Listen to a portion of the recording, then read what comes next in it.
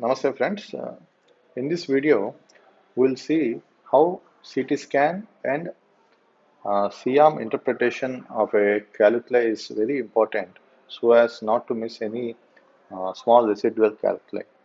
This particular lady is a obese patient who had two stones, one in the pelvis and other a trilobed stone in the kidney in the upper calyx. So for this particular patient, as you can see, we need to make two punctures to completely clear the stone. This is the C-arm image where you can see the large pelvic stone, but the trilobal stone is not visible clearly. So what we can do is once we have seen the stone, we need to perform a RGP, and this RGP has been performed. What you are seeing now is in supine position. So in supine position, as you have already had some idea where the stone is, now you have to mark your target calyx from which you should enter so that you can achieve maximum stone clearance.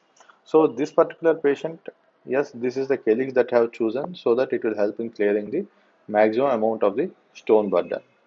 So this particular patient, we have done a supine pcnl using a Storz mini perk and dilated up to 16 French, targeting the calyx which I have shown, and the whole stone has been completely removed through this puncture.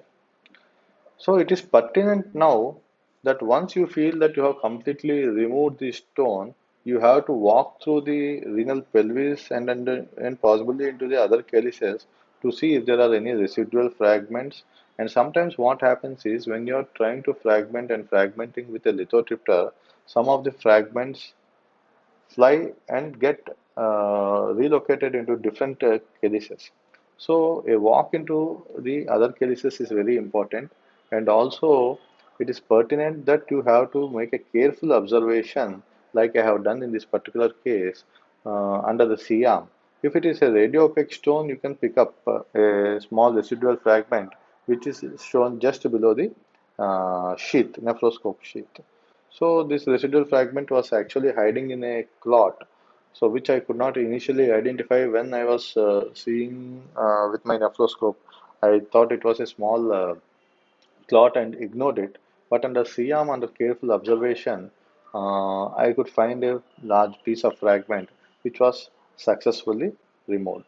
So, and thus I could achieve a complete clearance for this patient.